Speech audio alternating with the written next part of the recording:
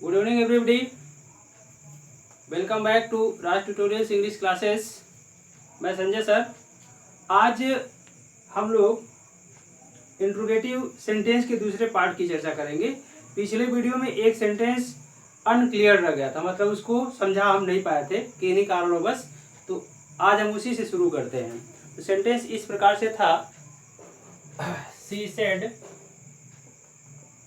Said comma inverted comma में doesn't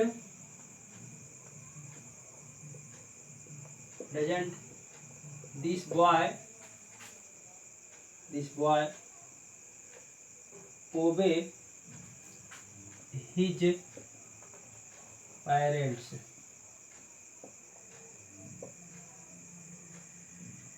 ये question था अपना, ठीक है। क्वेश्चन यही था। अब देखिए हमें करना क्या है, इस सबसे पहले ये देखना इस वाक्य, ये रिपोर्टेड स्पीच का वाक्य क्या है। यहाँ पे देखिए डज के बाद नॉट आया है ना, यहाँ क्वेश्चन मार्क है। ये वाक्य इंट्रोगेटिव सेंटेंस है। हम ऐसी स्थिति में क्या करेंगे, सेड को आस्क्ड में बदलेंगे। एक चीज और बताना चाहेंगे आपको कि मैंने इंट्रोडक्शन में बता दिया था आपको कि रिपोर्टिंग वर्ब को सेड, आस्क्ड या इंक्वायर्ड आप में बदलेंगे। तो यहाँ पे थोड़ा सा परिवर्तन है।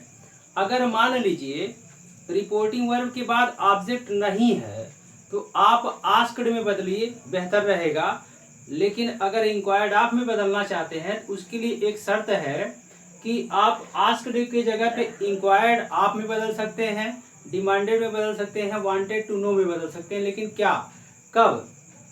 जब रिपोर्टिंग वर्ब के बाद आप ऑब्जेक्ट रहेगा तब इंक्वायर्ड में बदलेंगे तो ऑफ लगाएंगे, डिमांड में बदलेंगे तो ऑफ लगाएंगे, वांटेड टू नो में बदलेंगे तो ऑफ लगाएंगे। लेकिन अगर ऑब्जेक्ट नहीं रहेगा तो आपको ऑफ लगाने की जरूरत नहीं है। इस बात को विशेष करके आप लोग ध्यान दीजिएगा। अब मान लीजिए हम यहाँ पे आस्क्ड में बदलना चाहें तो ये बिल्कुल सही है। आस्क यहाँ से सेफर वे है, सुरक्षित तरीका है कि ऑब्जेक्ट हो तो भी आस्क में बदल सकते हैं, ऑब्जेक्ट नहीं है तो भी आस्क में बदल सकते हैं। लेकिन अगर हम इसको इंक्वायर्ड में बदलना चाहें तो इंक्वायर्ड लिखेंगे, ऑफ नहीं लिखेंगे। इस चीज को विशेष करके ध्यान दीजिएगा। ऑप्शनल है ये कि मतलब ऑब्जेक्ट होने की स्थिति में आप ऑफ लगाएंगे, ऑब्जेक्ट नहीं रहेगा तो केवल क्रिया का प्रयोग करेंगे, ऑफ नहीं लगाएंगे, ठीक है ना। चलिए तो इसको हम बदलते हैं तो हो जाएगा ऐसे, सी आस्क्ड। अब जोड़ने के लिए हम इफ का प्रयोग करेंगे, इफ। अब डज नॉट को इधर और इधर चलाएगा, दिस बॉय सब्जेक्ट है। अब देखिए दिस बॉय ये डिमॉन्स्ट्रेटिव एडजेक्टिव है। दिस, दीज, हियर, नाउ के लिए मैंने बताया था अगर ये सब्जेक्ट का काम कर रहा है तो हम इसे नहीं बदलेंगे। अब ये सब्जेक्ट के पहले ही तो आया है ना, तो हम दिस को नहीं बदलेंगे, दिस का दैट नहीं करेंगे। तो हो जाएगा इफ दिस बॉय। अब डजंट के जगह पे हम डिड नॉट कर देंगे, डिड नॉट ओबे।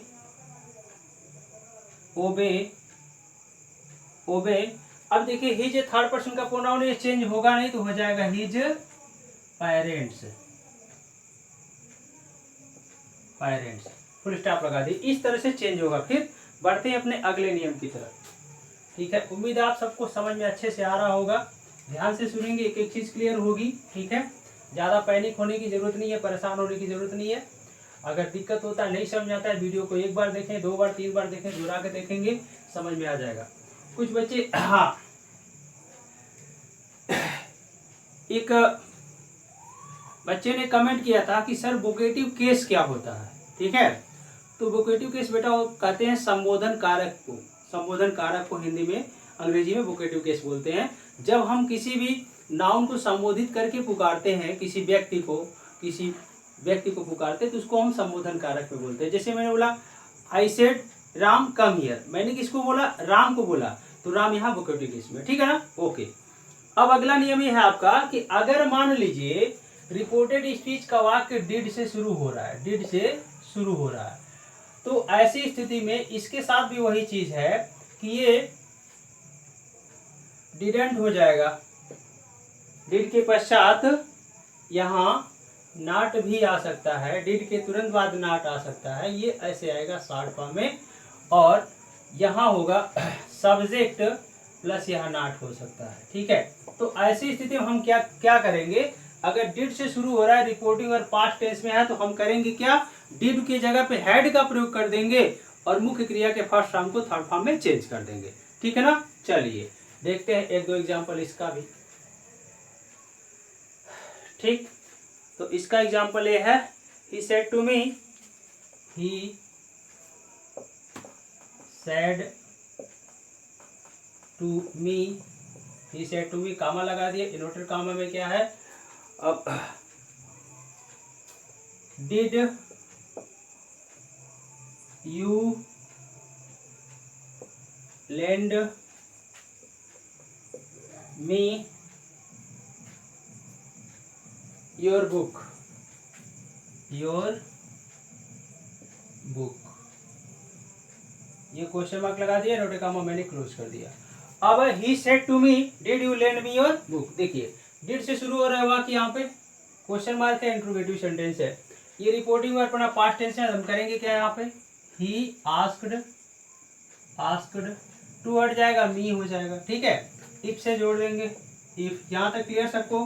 अब क्या करेंगे, अब डिड आया है तो यहाँ पे नॉट ना होने की स्थिति में आप रिप्लेस कर दीजिए, ये चला आएगा यू के जगह पे, यू चला आएगा डिड के जगह पे, ध्यान दीजिए। अब हम डिड के जगह पे क्या करेंगे, अब यू बदल जाएगा इस मी के अनुसार, तो हो जाएगा आई, ठीक। अब डिड के जगह पे हम लिखेंगे हैड, ठीक है ना, हैड। अब इस क्रिया का थर्ड फॉर्म हो जाएगा लैंड के जगह पे लेंट, ठीक है। अब मी देखिए चेंज हो जाएगा किसके अनुसार, ही के अनुसार, तो क्या हो जाएगा हिम, हिम, ठीक है। अब देखिए योर लिखा है, सेकंड पर्सन का प्रोनाउन है, इस मी के अनुसार बनेगा, रिपोर्टिंग वर्ब के ऑब्जेक्ट के अनुसार ये बदलेगा। तो ये देखिए ऑब्जेक्टिव केस में, पॉजिटिव केस में, मी का पॉजिटिव केस क्या हो जाएगा, माई, यहाँ पे लिखेंगे माई, ठीक। अब लिखेंगे लास्ट में यहाँ बुक, ऐसे ये बदलेगा। समझ रहे हैं हमारी बात, आगे चलते हैं, एक वाक्य और है उसको भी देख लेते हैं।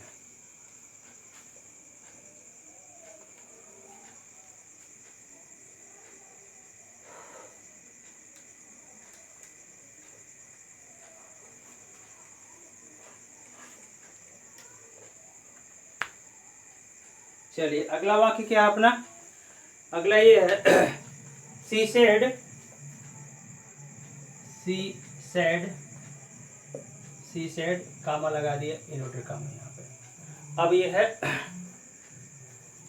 Didn't, didn't, didn't, didn't you do your work, your work, work in time, in time, ये वाक्य है, ठीक है। Didn't you do your work in time, चलिए देखिए डिड के तुरंत बाद नॉट आ गया, तो इसको उठा के इधर लाएंगे, इसको उठा के इधर लिख लेंगे, तो हो जाएगा सी आस्क्ड, आस्क्ड। अब ऑब्जेक्ट तो है नहीं, तो हो जाएगा यहाँ पे इफ लिखेंगे, कनेक्टर। अब डिड नॉट को यू के जगह पे यू चलाएगा, डिड के, डिड नॉट के जगह पे, तो हो जाएगा यू बदल जाएगा। अब देखिए यहाँ पर, अब हम चाहें तो यू के जगह पे डायरेक्ट आई लिख सकते हैं, चाहे तो मी लिख करके तब यहाँ पे आई लिखें, हम स्वतंत्र हैं, ठीक है। तो हम चलिए डायरेक्ट इसको बदल देते हैं आई, ठीक है, आई हैड नॉट, ठीक। अब डू का थर्ड फॉर्म क्या हो जाएगा, डन, डन। अभी और देखिए इसके अकॉर्डिंग चेंज हो जाएगा, माई वर्क, माई वर्क, ठीक है ना, my work in time, in time, full stop. ऐसे होगा। एक बार फिर से बता रहे हैं, कुछ बच्चे कंफ्यूज यहाँ पे होंगे, आई कहाँ से आ गया। आप देखिए स्वतंत्र है, यू जब आने की स्थिति में आप चाहें यू की जगह पे डायरेक्ट आई लिख सकते बिना ऑब्जेक्ट लिखे हुए, ठीक है, मैंने वही काम किया है। आप चाहें तो यहाँ पे आस्क्ड के बाद यहाँ मी लिख दीजिए, अब इस यहाँ पे आई हो जाएगा, ये माई हो जाएगा, ठीक है, इस तरह से बदलेगा, ठीक है। तो फिर अब बढ़ते हैं अपने अगले कंसेप्ट की तरफ, अगले नियम की तरफ। उम्मीद है आप सभी लोग एंजॉय कर रहे होंगे, समझ में आ रहा होगा। वीडियो को पूरा देखिए और घर पे बैठे हैं तो पढ़ाई करिए, क्वेश्चंस करिए, ठीक है, तैयारी करिए अच्छे से, ये वक्त तो 3-4 महीने का आपका ऐसे ही खत्म हो गया, बेकार हो गया।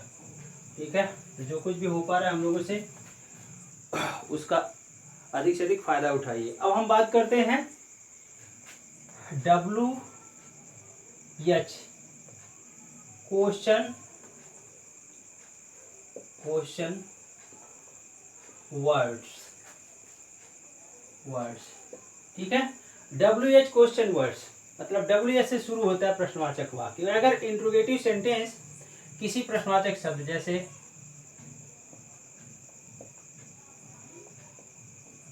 वेयर,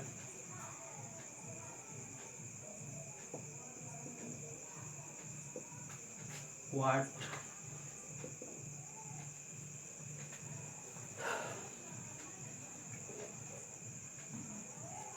अब हु, हुज, whom, which, उसके बाद बचा हाउ मैनी,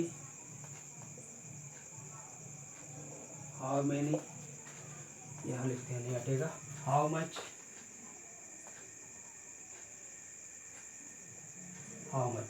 देखिए यदि प्रश्नवाचक वाक्य इन प्रश्नवाचक शब्दों में से किसी एक से प्रारंभ हो तो ऐसे प्रश्नवाचक शब्दों को हम इनडायरेक्ट स्पीच में किस प्रकार से बदलेंगे। पहला तरीका, बाकी सारे परिवर्तन उसी तरह से होते रहेंगे, अब इसमें एक ही परिवर्तन नहीं होगा पहले वाले नियम का। जैसे जोड़ने के लिए हम इफ या वेदर का प्रयोग नहीं करेंगे।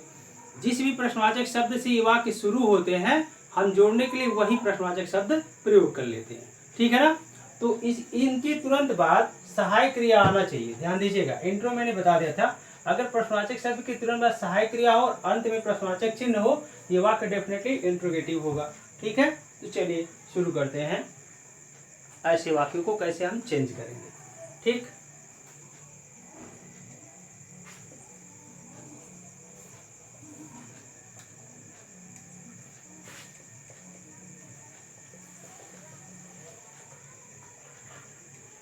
अब पहला एग्जांपल है अपना, वो क्या है, he said to me,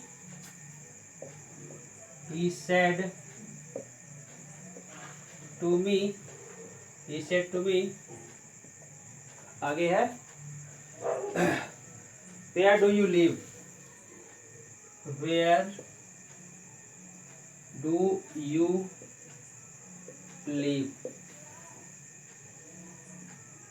घबराइए नहीं, ये भी समझ में आएगा। अब he said to me where do you live, देखिए वाक्य where से शुरू हो रहा है, सहायक क्रिया डू आ गए, यहाँ पे सहायक क्रिया डू आ गई, एच बी है ये सहायक क्रिया। अब यहाँ पे देखिए क्वेश्चन मार्क आया, प्रश्नवाचक चिन्ह आ गया। ठीक है, तो यह वाक्य इंट्रोगेटिव है। अब हम जब चेंज करेंगे यहाँ पे देखिए ऑप्शनल है, अगर आप आस्क्ड में बदलना चाह रहे हैं तो और बढ़िया है, लेकिन अगर इंक्वायर का प्रयोग करना चाहते हैं तो यहाँ पे ऑब्जेक्ट है, अब ऑफ लग जाएगा, इंक्वायर्ड ऑफ हो जाएगा। अगर इसको डिमांड में चेंज करना चाहते हैं, डिमांडेड, फिर यहाँ पे ऑफ लगाना पड़ेगा। अगर वांट में प्रयोग करना चाहते हैं, वांटेड टू नो, ऑफ हो जाएगा। ठीक है, अगर ऑब्जेक्ट नहीं होगा तो ऑफ नहीं लगाएंगे उन सारी क्रियाओं के साथ भी। ठीक है, तो हम क्या करें, ही आस्क्ड, अब टू हट जाएगा, हम ही लिखेंगे। ठीक, अभी प्रश्नवाचक शब्द है, इसको कनेक्टर हम बना लेते हैं वेयर। जब संयोजक बनाएंगे तो डब्ल्यू इस्तेमाल कर देंगे। अब ये हट गया, समझ लीजिए यहाँ से निकल गया। अब ये वाक्य हो गया ना पहले के जैसा, देखिए पहले जैसा हो गया ना, डू यू लिव, तो यहाँ जब डू है, यहाँ नॉट नहीं आया है, तो डू को हटा दीजिए, अपने आप ये असेटिव हो जाएगा।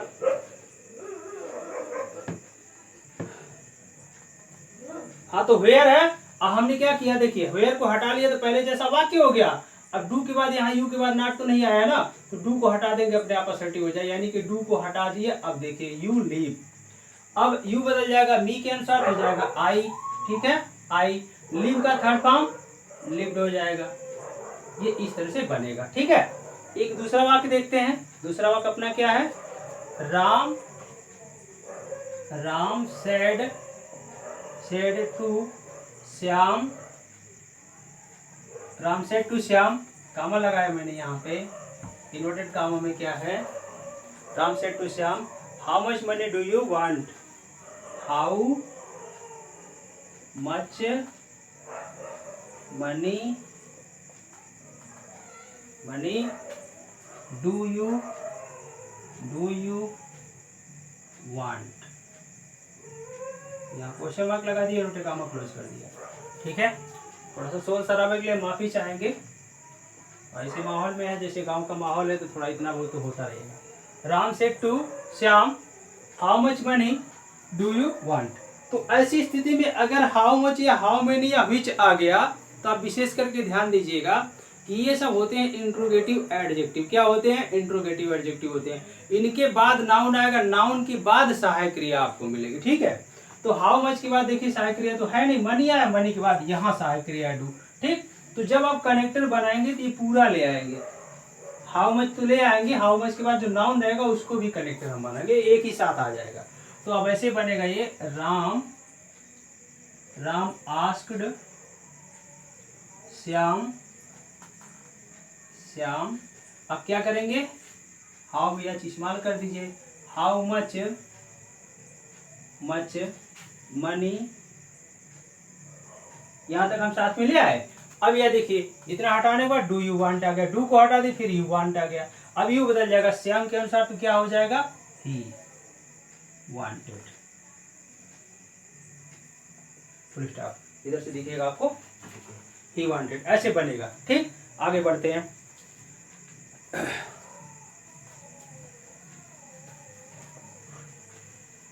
अगला सेंटेंस अपना क्या है उसे देखते हैं फटाफट।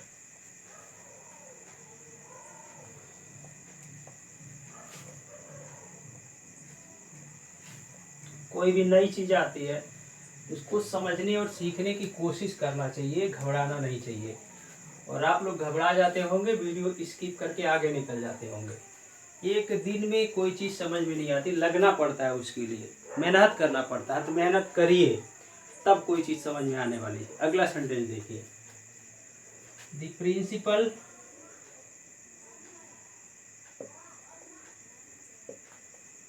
प्रिंसिपल सेड कामा लगा दिया। इन्वर्टेड कामा में क्या है? How many students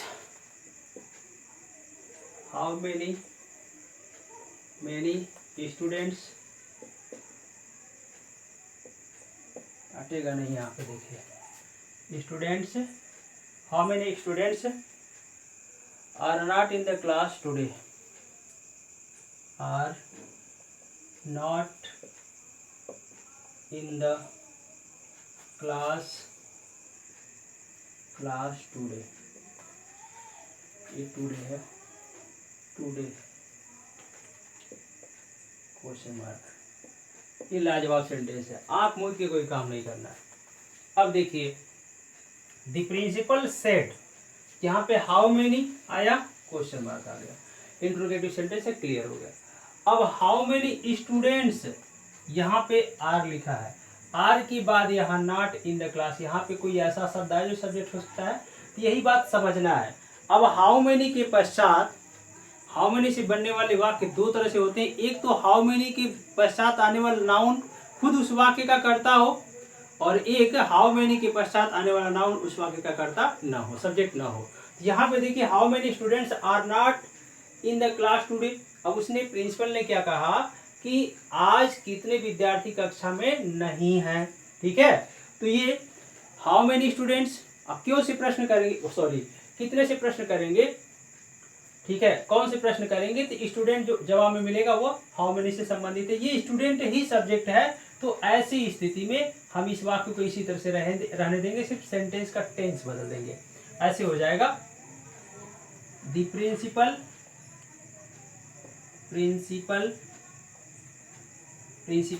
asked.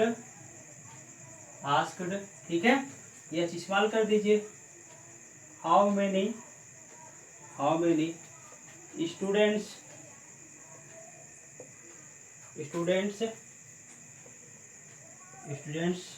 Where हो जाएगा। वेयर क्यों होगा? पास्ट टेंस में क्रिया है हमारी, were not in the class that day, ऐसे बनेगा। ठीक है, चलिए एक अगला सेंटेंस एक और है इसी तरह का सेंटेंस एक और है, उसे देखते हैं। सेंटेंस और है, देख लेते हैं उसको भी।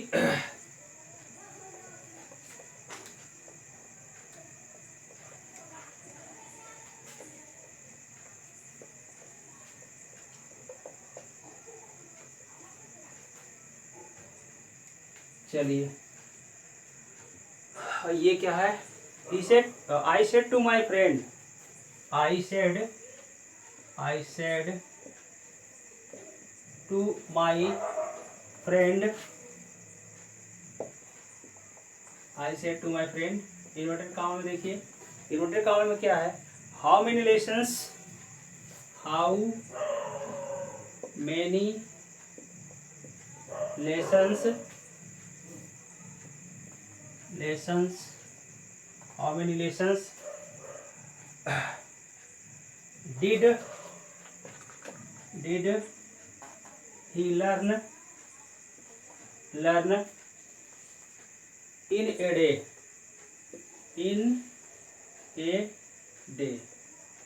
ये देखिए इन्वर्टेड कॉमा हमने क्लोज कर दिया, in a day.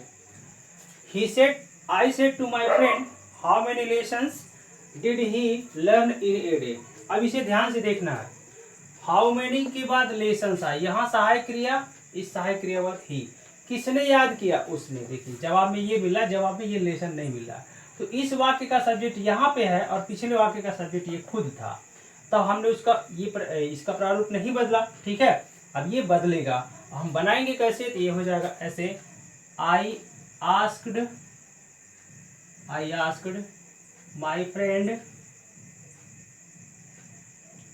My friend, अब हाउ में एच इस्तेमाल कर दीजिए, हाउ मेनी लेसन्स तक लाएंगे कनेक्टर में, हाउ मेनी लेसन्स। ठीक है, अब यहाँ देखिए, ये डिड आया, यहाँ पे ही आया, तो डिड की जगह पे ही और ही की जगह पे डिड, ये इधर आ जाएगा ही, और ये डिड की जगह पे, अब ही के जगह पे डिड आ गया, डिड की जगह पे ही चला गया। अब ये थर्ड पर्सन का प्रोनाउन तो बदलेगा नहीं, तो ये हो जाएगा ही, अब डिड की जगह पे हो जाएगा हैड। ठीक, लर्न है इसका थर्ड फॉर्म, लर्न। ठीक, इन ए डे, ये ऐसे ही बनेगा। ठीक, तो ये WH टाइप क्वेश्चन भी आज समाप्त हो गया। फिर बढ़ते हैं अपने अगले नियम की तरफ। ठीक है,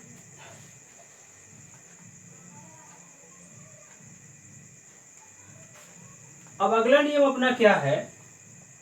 वो इंट्रोगेटिव का कुछ स्पेशल है, कुछ विशेष परिवर्तन है, तो हम उसको ऐसे समझेंगे,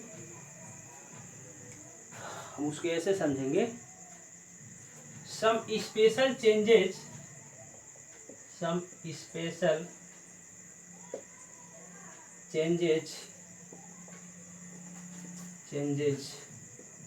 इन इंटेरोगेटिव,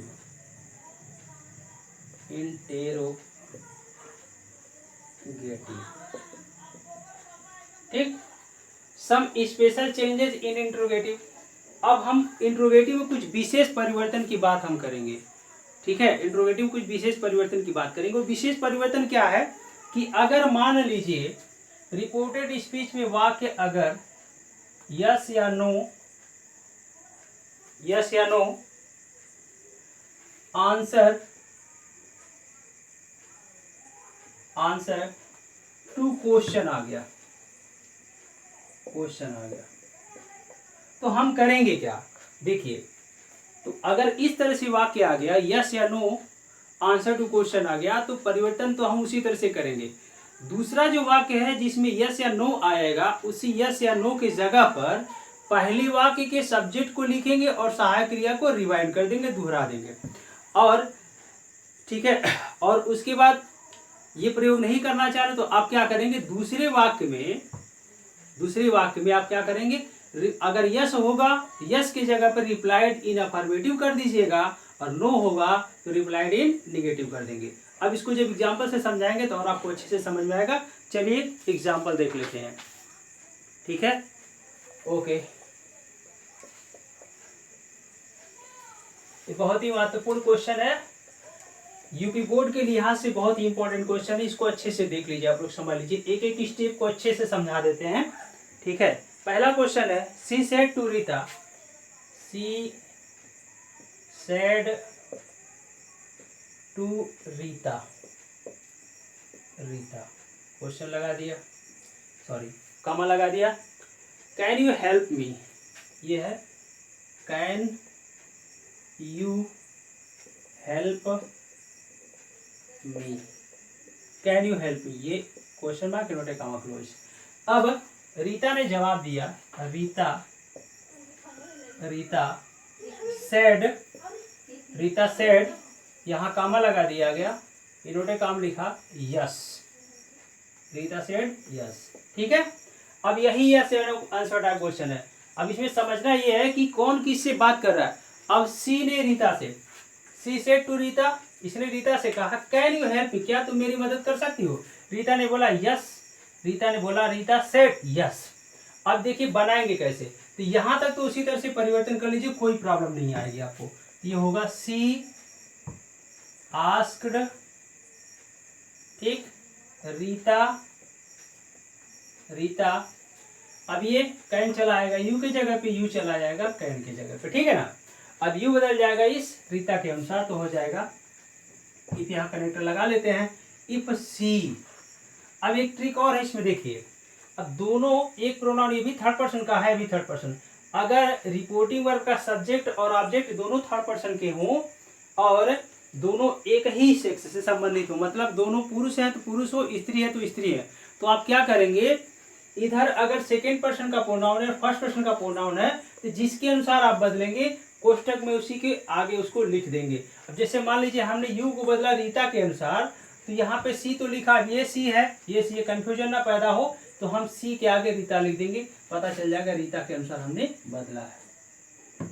ठीक है ना, ये हो गया रीता, ठीक, ये हो गया रीता। देखिए, तो सी को मैंने बदला रीता के अनुसार, कोष्टक में लिख दिया रीता, ठीक है। अब ये कैन का क्या हो जाएगा, कुड, कुड। अब हेल्प, हेल्प, ठीक। अब मी बदल जाएगा, मी बदल जाएगा इस सी के अनुसार, ठीक है, तो क्या लिखेंगे यहाँ पे, हर, ठीक। अगर यह भी किसी लड़की का नाम होता तो हम ये हर लिखते, लेकिन आगे कोष्टक में उस लड़की का नाम लिखना पड़ता, चूंकि सी है तो इसे नहीं लिखने की आवश्यकता है। अब देखिए यहां तक तो हो गया अपना, सी आस्क्ड रीता इफ सी, यानी कि रीता कुड हेल्प हर, ठीक है। अब यहाँ फुल स्टॉप लगा दीजिए, हो गया काम यहाँ तक। अब ये रीता ने जवाब दिया, Rita said yes.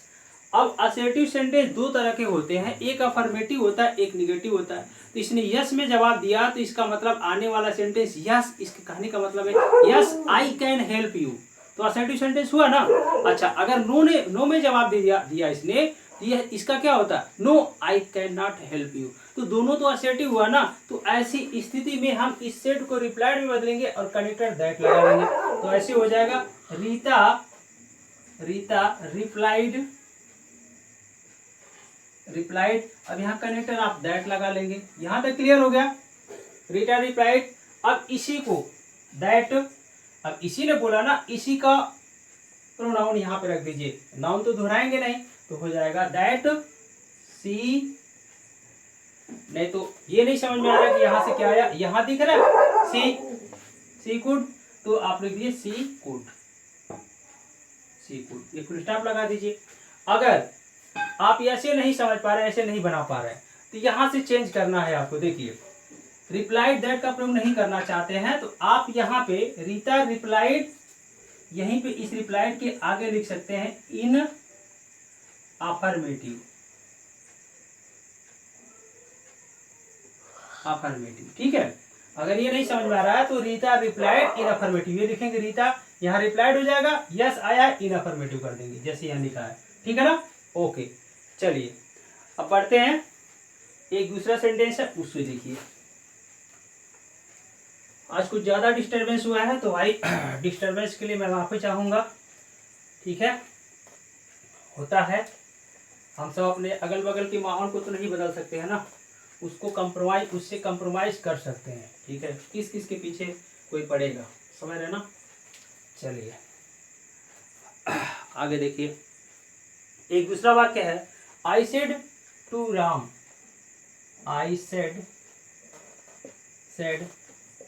To Ram, I said to Ram, ठीक। यहाँ पे कामा लगा दीजिए, कामा लगा दिया। Are you attending the class, are you attending the class, are you attending the class, ये क्वेश्चन है अपना, यहाँ इनवर्टेड कामा क्लोज कर दिया मैंने। अभी जवाब क्या है इसका, राम सेड कामा लगा दिया, इनवर्टेड कामा में क्या है, no,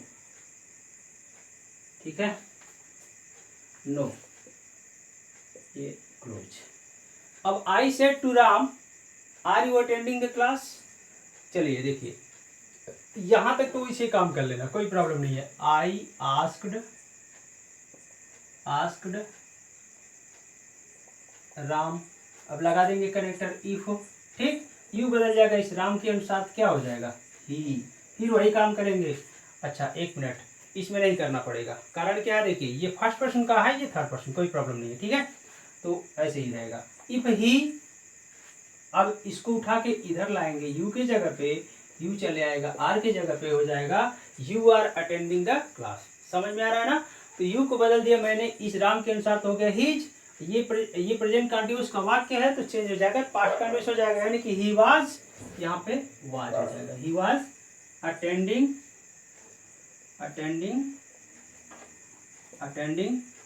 the class, full stop लगा दिया गया, ठीक है, अटेंडिंग क्लास। अब ये जो दिया है राम सेड, तो हम पहले वाली विधि से बनाएंगे तो हो जाएगा राम रिप्लाइड, अब दैट लगाएंगे, दैट क्यों लगाएंगे भाई, यस या नो के बाद आने वाला, यस या नो से जो सेंटेंस शुरू होगा या असर्टिव ही होगा तो दैट हो जाएगा। अब हम क्या करेंगे, ये करता है और ये सहायक क्रिया, इतने यहाँ लिखेंगे, हो जाएगा ही वाज, ठीक। अच्छा, जिन बच्चों को ये समझ में नहीं आ रहा कि ही वाज कहाँ से लिख दिए, कोई घबराने की जरूरत नहीं है, इतना तो आपको समझ में आ रहा है ना। तो आप राम की जगह राम लिखेंगे, यहाँ पे सेड की जगह पे रिप्लाइड लिखेंगे। अब यहाँ पे दैट ही वाज की जगह पे आप चाहें तो इन निगेटिव लिख दीजिए, निगेटिव, ऐसे बनेगा, समझ में आ रहा है ना। चलिए, तो उम्मीद है आज सबको ये सब समझ में आ गया होगा। अब मिलेंगे अगले वीडियो में एक नए कंसेप्ट के साथ, ठीक है। हम सभी लोग तब तक के लिए आप सभी लोग व्यस्त रहें, मस्त रहें, खुश रहें और थोड़ा सा पढ़ाई लिखाई पे ध्यान दीजिए, ठीक है। और आज ज़्यादा कोई डिस्टर्बेंस हुआ तो एक बार फिर से मैं आप सबसे माफ़ी चाहूँगा, ठीक है। इसी के साथ हम विदा लेते हैं, good night, take care, bye bye.